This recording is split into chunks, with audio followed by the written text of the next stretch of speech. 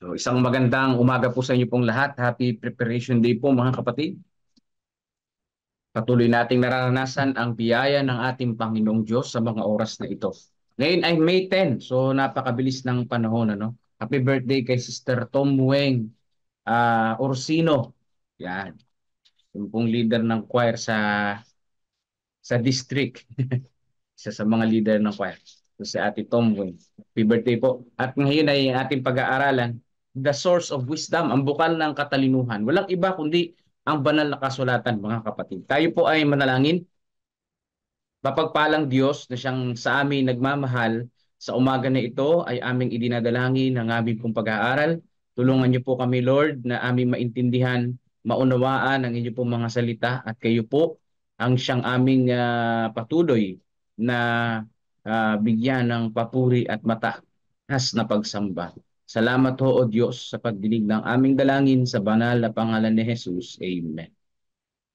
Sabi po dito, mga kapatid, sa 111 verse 10, ang pagkatakot sa Panginoon ay pasimula ng karunungan.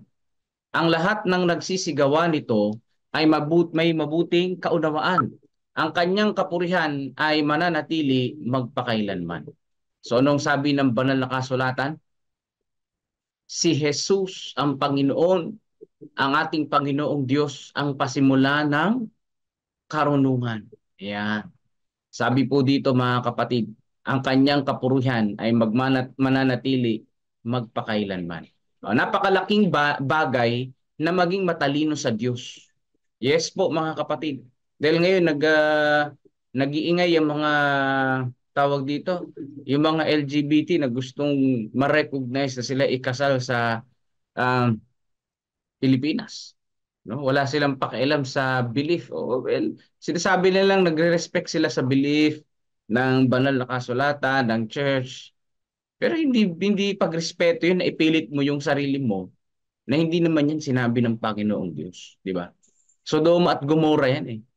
Oh, kaya nga itong mundo natin malapit na itong masunog dahil sa mga kamangmangan ng tao na kapwa lalaki, kapwa babae, kinakasal. Gustong magpakasal. Oh. Yan yung sinasabi na wala ng absolute truth sa mga tao na ito. Walang katalinuhan sa Panginoong Diyos. Yan ang ibig sabihin niyan, mga kapatid. Hindi dahil sila ay ginajudge o inusgahan. Hindi sila inusgahan, mga kapatid. Sinasabi sa kanila yung tama at yung totoo. Iba yung ginajudge sa sinasabihan ng tama at katotohanan. Rebuke yan eh. Kaya nga salita ng Panginoong Diyos eh, pagtutuwid yan eh. Para sa katwiran eh. Rebuke yan, mga kapatid. Pagtutuwid yan sa mga taong nagkakamali. At ito'y dapat hindi minamasama. Yan, no? Ang kinakailangan natin, magkaroon ng katalinuhan na nagmumula sa Diyos. Ang pagkatakot sa Panginoon, ang simula ng karunungan. Paano magsisimula ang ating karunungan? Sa pagkatakot natin sa Panginoong Diyos. Ito ay edukasyon sa puso at higit na mahalaga kaysa edukasyong natamo lamang mula sa mga aklat. Yan, walang hanggang edukasyon ito mga kapatid, yung takot sa Panginoong Diyos. Mabuti at mahalaga na magkaroon ng kaalaman sa mundong ating ginagalawan, ngunit iiwan natin ang walang hanggan sa ating pagsasaalang-alang. Tayo ay gagawa ng isang kabiguan na hindi na natin mababawi. Mabuti, mahalaga, meron tayong kaalaman sa sanlibutan. Hindi naman yan sinasabi na porkit magkaroon ka ng kaalaman sa Diyos, huwag ka na magkaroon ng kaalaman sa mundo. Kailangan pa rin yan, yung mga temporary knowledge, mga kapatid. Kinakailangan yan habang nandito tayo sa temporary world na madaling masira. At ngayon ay paparating na ang pagkawasak dahil nagsisilitawan na yung mga LGBTQ katulad sa Sodom at Gomora na masusunog din ang ating sanlibutan sa mga susunod na panahon. Dahil sa mga tao na ito na namangmang sa Panginoong Diyos. Di ba? Mangmang sa Panginoong Diyos. Bakit? Wala sa banal na kasulatan yung kanilang isinusulong. Nirerespeto nila pero gusto nilang ikasal. Ang kasal sa banal na kasulatan, hindi yan ang definition. Di ba mga kapatid? So sabi dito, ito ay magiging tulad ng kaalaman na natatamo sa pamamagitan ng pagkain ng bunga ng ipinagpabawal na puno. So ang tao, no, nagkaroon ng kaalaman sa sanlibutan na temporary dahil kinain ng mga magulang natin, no, ng unang mga tao, yan, si Adam at Eva, yung puno ng punong kahoy na pagkakilala ng mabuti at masama. Ano ang maaring malaman ng tamang pinakamarunong sa aklat ng karanasan na hiwalay sa salita ng Diyos? Kung wala ang edukasyon na matatagpuan sa Biblia, paano tayo makakarating sa susunod na mundo kung saan tayo ay papasok sa presensya ng Diyos at makikita ang kanyang mukha? Ayan, kung wala ang Biblia, kung wala yung karunungan ng Panginoong Diyos, pinakamarunong sa aklat ng karanasan. O kung wala yan, mga kapatid. So matatagpuan natin sa Biblia, kung wala yan, hindi natin matututunan ng tungkol sa Diyos. Kaya salamat sa Panginoon, iniwan niya yan, ano, isinulat ng mga tao yan, ginabayan ng Panginoon, at hindi lang yun, pinortektahan ito ng Panginoong Diyos. At ito ay kailanman ay hindi na masusunog pa. No? Hindi na masusunog yan. Napakadaming translation sa buong mundo. Kahit may malawakang pagsunog pa, hindi masusunog yan, hindi mauubos yan. Dahil meron sa internet, oh, mayroong mga nakasiksik kung saan-saan ng banal na kasulatan, mga kapatid. Wala sa karunungan ng mundong ito at kaalaman na natamo mula sa mga aklat ang nagpapakita ng totoo at tiyak na pundasyon kung saan tayo makapagtatayo para sa kawalang hanggan. So walang ibang aklat. No? Kung gusto mo mag-aral tungkol sa engineering, edi basahin mo tungkol sa engineering. Kung gusto mo maging doktor, basahin mo yung tungkol sa pagka-doktor. Pero kung gusto mo ng walang hanggan na karunungan, basahin mo ang Biblia. Di ba? Hindi pa tayo ipinapanganak, nariyan na yung salita ng ating Panginoong Diyos. Mas matanda pa sa atin yan. Kaya lang sa henerasyon natin, sa Europa, nagsisimula ang kamangmangan. Ano ang sabi ng banal na kasulatan? Bagamat sila ay tawag dito nasa prophecy, first world country, napakayaman nila. Pero yung kamangmangan nasa kanila dahil ang sabi doon sa banal na kasulatan, ang mangmang ay nagsasabi sa kanyang puso na walang Diyos. So, halos karamihan doon, banda sa Europa, mga kapatid, walang Diyos. Yan po mga kapatid, halos no, walang Diyos. At legal sa kanila ang LGBTQ. O legal sa kanila yung kasal ng same-sex marriage. So, yun ay kamangmangan sangayon sa banal na kasulatan. Ang tunay na karunungan ay nagmumula sa banal na kasulatan na walang hanggang kaalaman. Walang iba kundi ang tinapay na bumaba mula sa langit ang makatutugon sa espiritual na kagutuman, sapagkat ang tinapay ng Diyos ay ang siyang bumababa mula sa langit at nagbibigay buhay sa sanlibutan. Sabi po dito mga kapatid, ang salita ng Panginoong Diyos, ang tinapay ng buhay na bumaba mula sa langit ay ang Panginoong Diyos. Yan. Ano? Ang ating Panginoong Diyos na nagkatawang tao. Na nagkatawang tao mga kapatid. Ang mga salitang sinasabi ko sa inyo ay espiritu at buhay. Sabi dito sa John 6:33. Habang kinakain natin ang mga aklat ni Kristo ay kumakain tayo ng tinapay ng buhay na nagbibigay ng espiritual na kasiglahan. Bakit tinapay ng buhay? Yan ang sinabi ng ating Panginoong Jesus sa Mateo 4:4 na hindi lamang sa tinapay na bubuhay ang tao, kundi sa salita ng Panginoong Diyos. So hindi literal na tinapay, kundi spiritual food para lalong maging masigla, para lalong mabuhay tayo sa Panginoon. Yung ating pong pananampalataya. Ito ay ang salita ng Panginoong Diyos. Ang salita ng natatanging tunay na Diyos ay hindi nagkakamali, no? Infallible.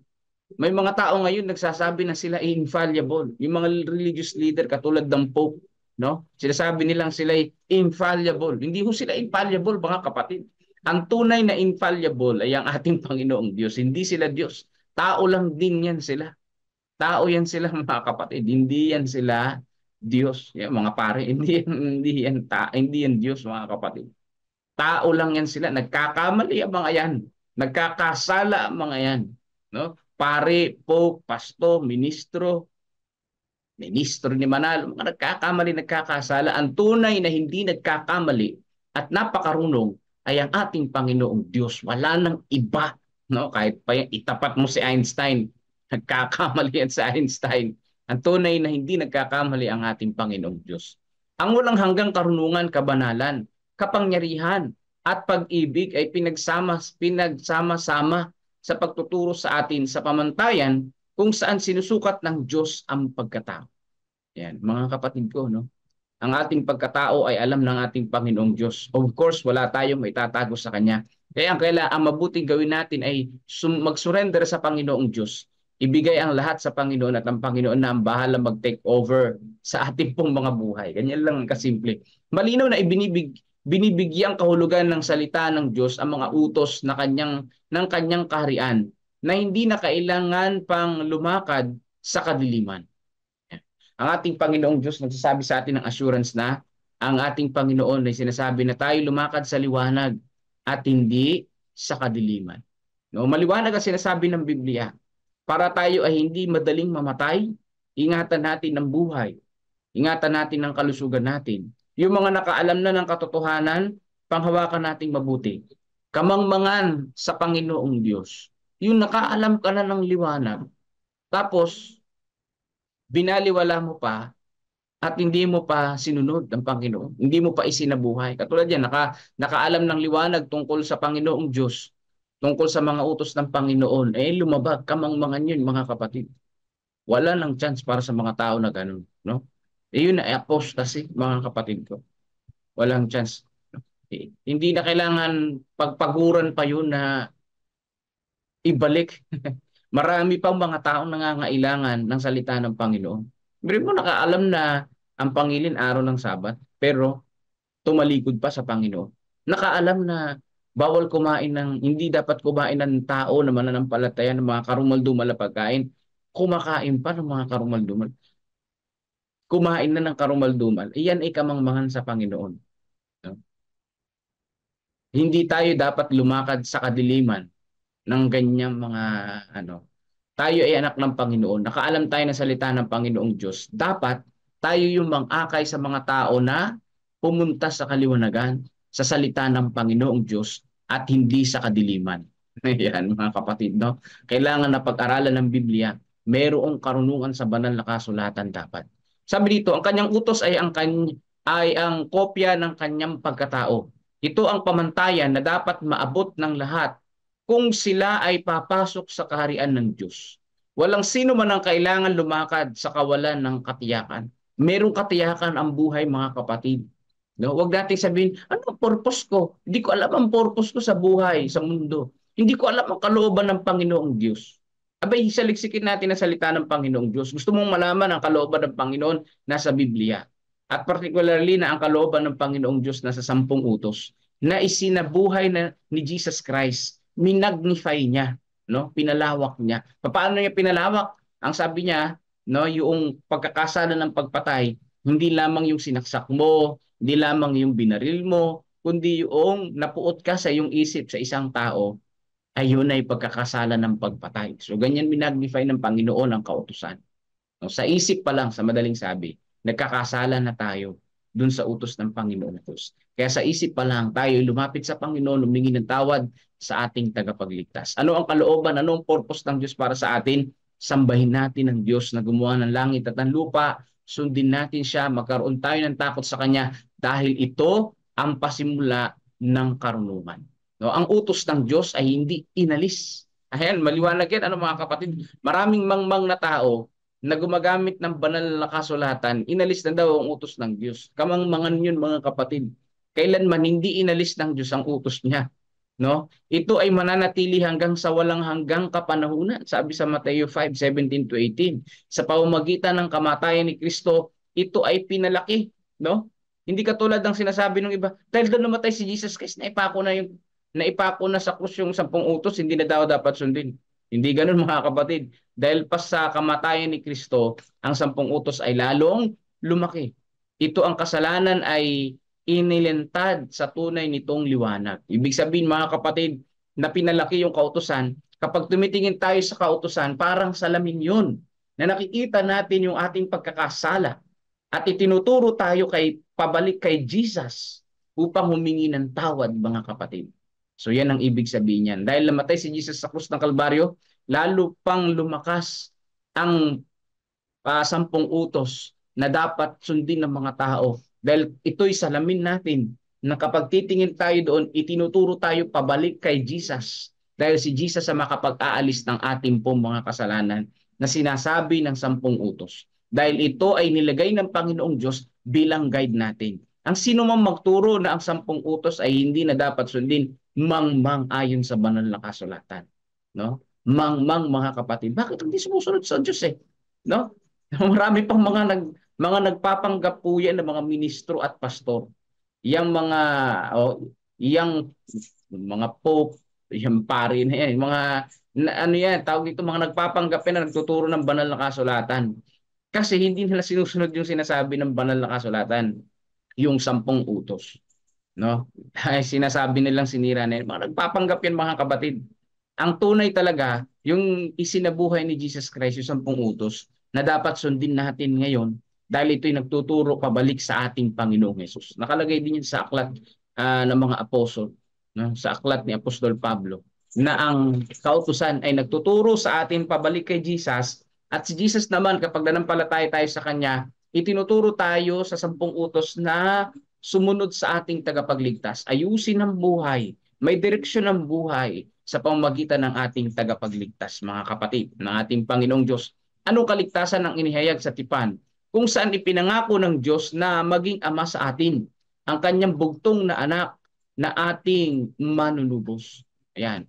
At ang Espiritu Santo na ating mang-aaliw, tagapayo, yan, na third person of the Godhead, at tagapagpabanal. Walang mas mababang lupa kaysa dito, na tayo ay ligtas na ilagak ang ating mga paa. Sa pamamagitan ng ating Panginoong Diyos, Ama, Anak at Banal na Espiritu, tayo ay mayroong kaligtasan. No?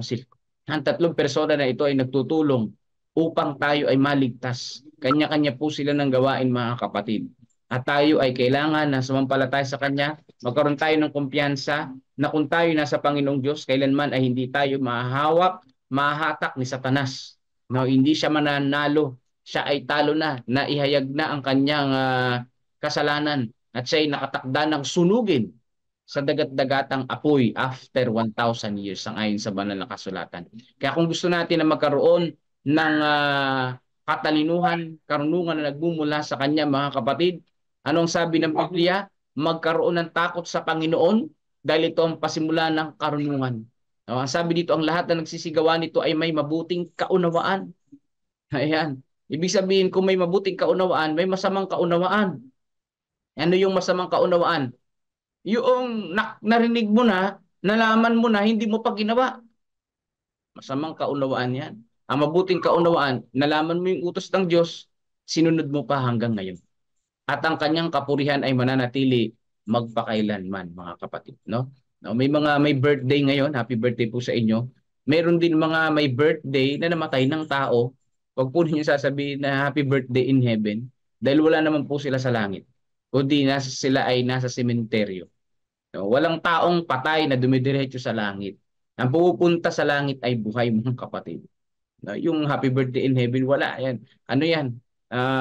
Parang hindi mo nabasa ang Biblia. Parang hindi mo alam ang banal na kasulatan kapag ganyan ang comment mo sa nag-birthday na pumanaw na. No, mga kapatid ko, ang patay ayon sa Biblia ay patay na at wala nang nalalaman ng mga tao na namatay.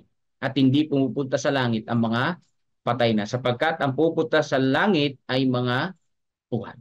Pagpalain tayo ng ating Panginoon at nawa ang karunungan ay manatili sa atin sa tulong ng ating Panginoong Diyos. Matakot tayo sa Kanya at patuloy natin sundin ang Kanyang kalooban, sapagkat ito ang daan ng kaliwanagan. Ito po ang nais ng Panginoong Diyos sa bawat isa sa atin. So may mga prayer request, ay i-type mo lamang po dyan ang inyong prayer request. At sa may mga katanungan din sa ating pag-aaral, ay i-type nyo lang din po ang inyong mga katanungan at yan po ay aming babasahin at sasagutin sa susunod po nating pag-aaral. So God bless po sa inyo pong lahat at tayo ay mananalangin na sa pangunguna ni Brother Melvin Villasano pagkatapos ng isang awitin papuri sa ating Panginoon.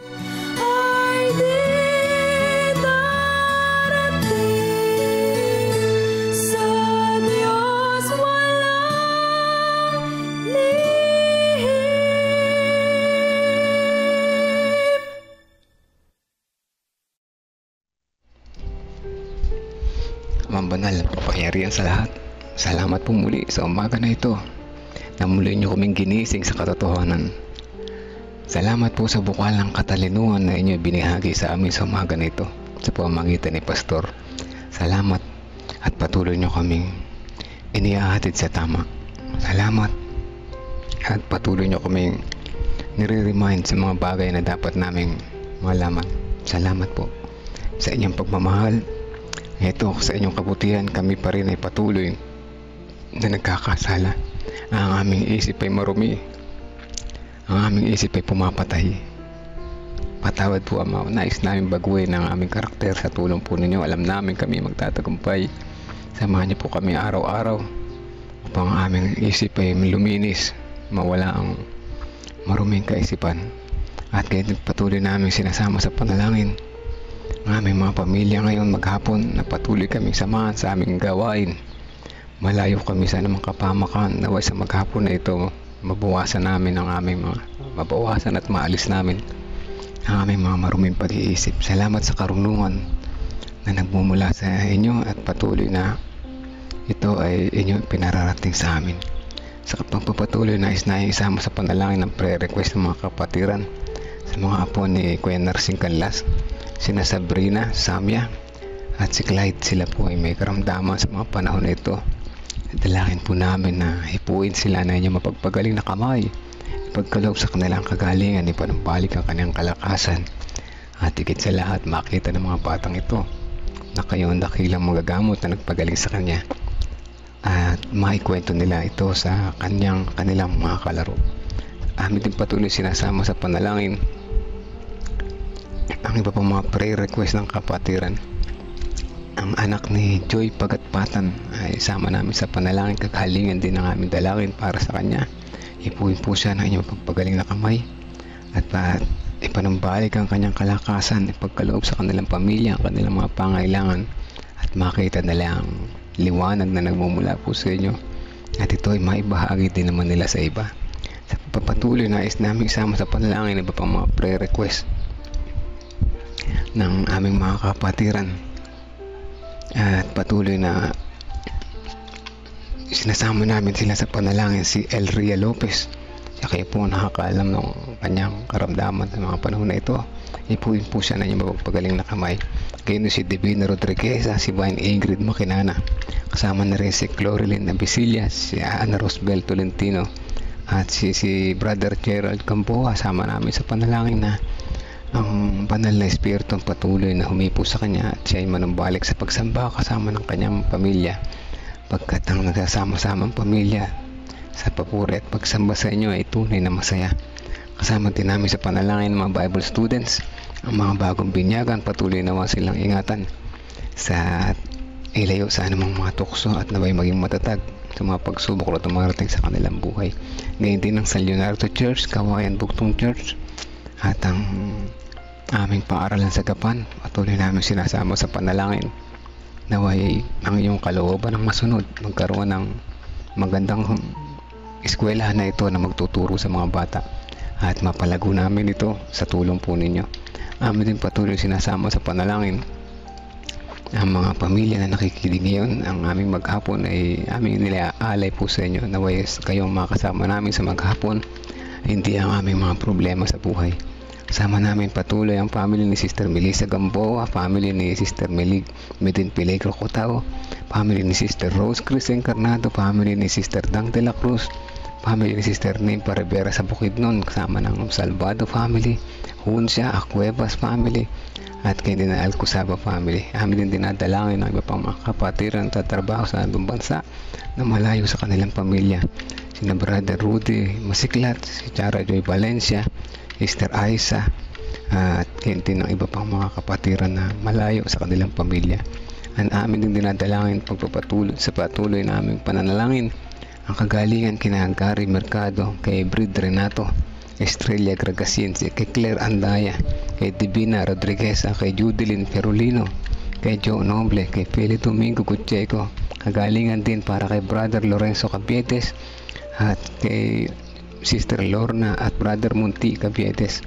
Kaya din si Charles Eric Melegrito, si Sister Ana Manuel Alberto Ramos, Kuyang Boy Balbido, Marie Chris Balbido. Kasama na rin si Ate GT Reyes, Sister Estrella Gregasin. At sa pagpapatuloy nais namin isama pa rin sina Erica Elis Santos Rivera, Tina Santos, at kay si Sister Dora Magana, Sister Nena Salazar, Sister Adel, si Tatay Carlito Tomas, si Nanay Fina, si Tatay Rudy, si Maribel Agustin, si Heidi De Leon, ang pamangkin ni Sister Marites Loreto, si Ding Bautista, Pining Eugenio Javier, si John Paul Cheng, si Jinjin, si Sister Wendy, si Sister Percy, Sister Risa Enrique, si Sister Aimee Kilantang, din si Ate Grace Samano, Ate Esther Lopez, Brother Benjamin, Brother Munti Gamboa, si Dayan, si Marilita, si Pichi, si Renato Santos, ang pamilya ni Romnick, Olivia, Veronica, at Rebecca Francisco ay patuloy na pag-iingat ang aming dalangin sa kanila sa kalusugan, pampisikal at higit sa lahat pang espiritual din naman. At ganito si Precious Cabasog, si Princess Jorquina, si Arif, si Sister Nena, Ate Sally Sanchez, Janet Ontivero, si Gina de Guzman, Arturo at Erlinda Duque. O dakilang Diyos sa mga kapatiran po na ito ay patuloy namin sinasama sa panalangin. Ang karamihan sa amin nasa banig ng karamdaman, ngunit ang iba ay nasa recovery, ngunit lahat kami, dakilang Diyos, ay tuloy-tuloy na nagtitiwala at umaasa po sa inyong pangako, sapagkat ang mangako sa amin ay tapat kailan pa man. Maraming salamat po sa pagtinig sa aming panalangin. Salamat sa karunungan na bukal ng katalinuhan na nagmumula po sa inyo sa pamamagitan ng banal na kasulatan ay aming pumaranasan sa araw-araw upang kami maging ang aming pagbabago ng karakter ay magpatuloy hanggang kami ay maging qualified na makapasok dyan sa langit na bayan. Maraming salamat po sa pagdinig sa aming panalangin. Patawad sa aming kasalanan na nagawa. Ito ang aming dalangin sa pangalan ni Jesus namin tagapagligtas. Amen. Amen.